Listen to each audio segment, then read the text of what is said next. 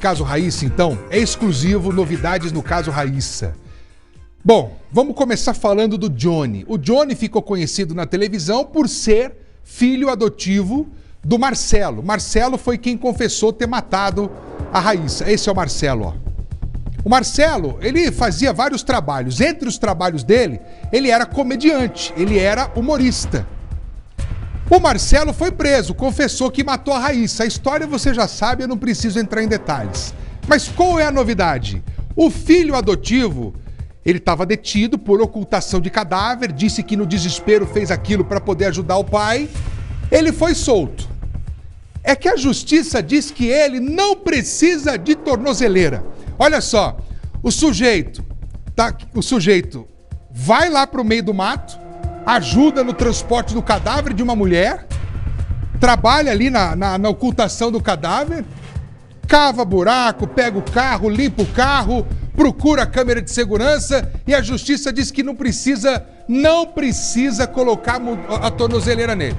Mentiu para a família da Raíssa, disse que não sabia da Raíssa, contou um monte de história. Mas aí foi solto, vai responder pelo crime em liberdade. Tô falando do Johnny, não do assassino que matou. Tô falando do filho. Esse aqui tá solto. Só que agora surgiu um novo elemento. O Marcelo, o humorista preso, teria 2 aparelhos celulares. 2. Só que a polícia só teve acesso a 1. E quem conta isso é o que você vai ver no depoimento. Leonardo Gomes foi atrás de mais detalhes nessa história. Vamos ver.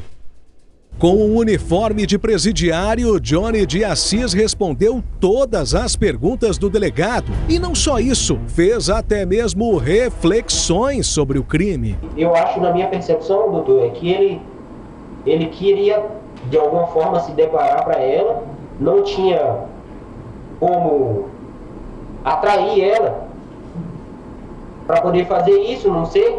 Foi que estava cego de verdade para não pensar nas consequências. Isso já me levou a pensar que não foi algo planejado, mas se você parar para pensar, parece que as provas levam para isso, sabe? Uhum. Ele ter trazido ela, de ter prometido um emprego, né? Essa foi a primeira vez que Johnny admitiu a possibilidade do assassinato de Raíssa Ferreira ter sido planejado. Ao longo dos mais de 30 minutos de interrogatório, ele deixou claro que o culpado pelo crime foi seu pai adotivo, Marcelo Alves. Já ele teria apenas ajudado a esconder o corpo da vítima. Na verdade, doutor, não foi nada nem planejado, né? No momento, quando ele estava em desespero, ele só me pedia ajuda, pelo amor de Deus, me ajuda. Eu vi ele desesperado, eu não sabia como agir. Eu acabei deixando a emoção de filho. Eu deixei me levar, entendeu, doutor? Essa que é a verdade. Ele foi conduzindo tudo e eu só fui deixando me levar, entendeu? Não consegui olhar para ele e falar: não, cara, já era, não vou voltar aqui com você. Infelizmente, doutor. Ao responder às perguntas, Johnny usa palavras que colocam Marcelo com a mente por trás do assassinato. Percebi ali no momento que era obsessão, cara. Era obsessão. O interrogatório foi feito no início deste mês e fez parte de uma ação complementar da investigação policial. Foi a segunda vez que as autoridades ouviram Johnny, mas diferente da primeira, nesta puderam questionar o rapaz sobre novas provas levantadas ao longo das últimas semanas. Parte delas, inclusive, a RIC TV mostrou com exclusividade na última semana, como a compra de uma lona muito semelhante à encontrada com o corpo da vítima. Compra que, segundo testemunhas, foi feita por Marcelo 2 dias antes do assassinato. Teve também a localização dos celulares dos investigados, uma perícia que indicou a possibilidade de Marcelo ter descartado o aparelho de Raíssa um dia depois do crime. E mais, o humorista pode ainda ter tentado fugir para São Paulo ou tentado criar um álibi com uma falsa viagem. Já o aparelho de Johnny levantou suspeitas de que o rapaz possa ter tentado apagar os rastros enquanto descartava os pertences de Raíssa e preparava a ocultação do cadáver. Sobre esse assunto, O delegado questionou Johnny. Tu saiu ali por volta de 2h30, Johnny, da casa e voltou com uma sacola. Tu lembra o que tu foi comprar? Eu não lembro, doutor. Não sei se foi o saco de lixo que ele tinha me pedido ou se foi a marmita, não lembro. Uma dessas duas coisas. A perícia dos celulares rendeu ainda outros questionamentos. Ao todo, 3 aparelhos foram entregues, 2 de Johnny e 1 de Marcelo. O problema é que a investigação descobriu que o humorista tinha um segundo aparelho, que simplesmente sumiu. A ex-namorada de Johnny, ao ser ouvida pela polícia, falou desse celular. O Johnny, ele tem quantos celulares? O Johnny, esse celular só tem um. E o Marcelo, ele tinha um Tinha celular? 2 celulares? 2 telefones. O Samsung é só para trabalho. E o iPhone é pessoal dele. Mas cadê esse aparelho? Como um aparelho pessoal, do uso do dia a dia, desaparece dessa forma? Segundo Johnny, ele foi vendido a pedido de Marcelo. Mas detalhe, dias depois do crime. Esse celular aí eu vendi depois, mas foi para pagar a conta. O meu pai já não estava usando mais aquele telefone, porque ele descarregava rápido e ele já tinha formatado o celular e pedido para mim. Por que vocês não venderam antes esse telefone? Não sei, doutor, foi porque ele me pediu para vender depois. Além da venda do celular, Johnny fez outros movimentos vistos pela investigação como suspeitos após o crime. Ele teria ido a comércios vizinhos à casa dele em busca de imagens de câmeras de segurança. Seria uma tentativa de ocultar provas? E por que depois tu foi na vizinhança lá procurar a imagem das câmeras de segurança? Minha cabeça não sabia, doutor, o que estava fazendo. A vontade que eu tinha, na verdade, assim, por um momento, quando eu fui ali no vizinho, era querer saber, porque ele mentiu pra mim também. No armário, no trabalho, ele mentiu pra mim. Johnny deu ainda detalhes das horas anteriores ao crime. Afirmou que não sabia de nenhum encontro entre Raíssa e Marcelo, muito menos de uma viagem dos dois a São Paulo, envolvendo uma suposta oportunidade de emprego.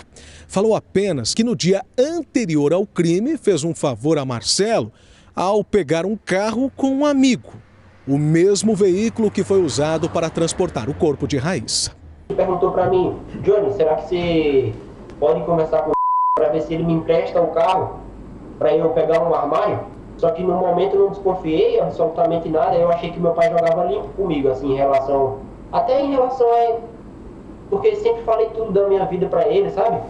O empréstimo do carro e a compra da lona preta dias antes do crime estão entre as principais evidências que fazem a polícia acreditar que o crime foi planejado. O próprio Johnny admite essa possibilidade. Se parar para pensar, parece que as provas levam para isso, sabe? Ele ter trazido ela, de ter prometido um emprego, né? O interrogatório aconteceu quando Johnny ainda estava preso temporariamente na cadeia pública de Curitiba. Agora Johnny já está livre e responde pelos crimes de ocultação de cadáver e fraude processual, sem nenhum tipo de restrição. A defesa dele afirma que ele está à disposição da justiça e com familiares. No entanto, até onde se sabe, a família de Johnny vive a 2.600 quilômetros em Paulo Afonso, no interior da Bahia. Fato é que, diferente do início das investigações, ele agora não quer falar, quer distância da imprensa e dos holofotes. Já a família de Raíssa espera ainda esclarecimentos, entender, afinal de contas, se o que Johnny e Marcelo falam é a verdade. Você sabe que eu disse agora há pouco que eu achava que essa história estava encerrada, que nada. Isso que o próprio filho adotivo conta do Marcelo traz uma reviravolta. Ou seja, será que ele não tem mais nada para poder complementar? Nós procuramos o advogado dos acusados. Vamos ver o que ele disse. São as novas declarações prestadas por Johnny no bojo do inquérito policial a defesa entende que não há nenhuma novidade. Aquilo que Johnny contou no início do processo vem se mantendo incólume, vem se mantendo seguro dentro dos autos, motivo pelo qual entendemos que Johnny não apresentou até o presente momento, sendo ouvido pela imprensa, sendo ouvido mais de uma vez no inquérito policial, nenhum tipo de contradição. O limite da busca pela verdade é o devido processo legal, que nesse caso acabou sendo ferido por um abuso de autoridade cometido pelo delegado de polícia, que jamais poderia ter ouvido Johnny sem a presença dos seus advogados. Olha, falar o quê? O advogado, ele tá ali para fazer o papel dele. E ele vai buscar liberar o cara, isso é fato. Por que ele vai fazer isso? É a profissão dele. E existem brechas na lei. E se existem brechas, se existem entendimentos pertinentes que atenuam as consequências do Johnny, o advogado vai fazer o trabalho dele. Faz parte.